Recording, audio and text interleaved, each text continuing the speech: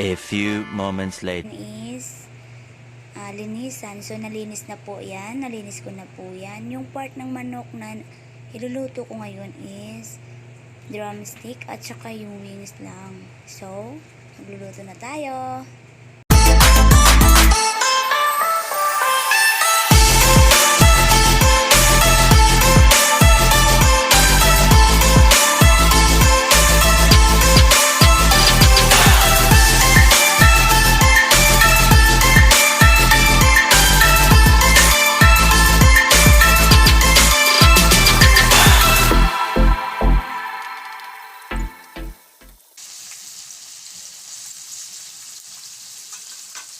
Ang bango.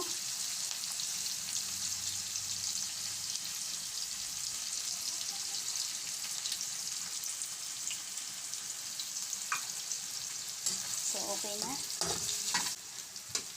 Onion natin. Ilalagay na natin tong ating chicken.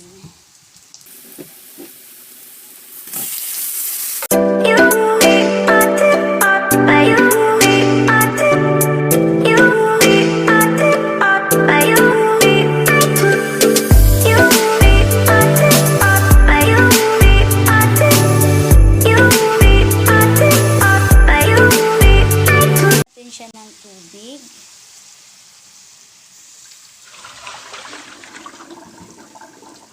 Para pakuluan muna natin yung manok, kainin manok.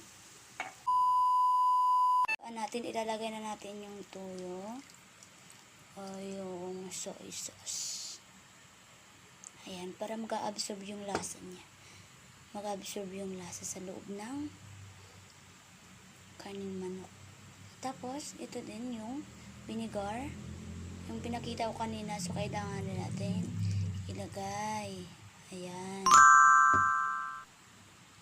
Natin tong black pepper. Kaso halo po yan sa akin. Mayroon po siyang durog. Hindi po lahat buo. So ngayon, pati ito ilalagay na natin.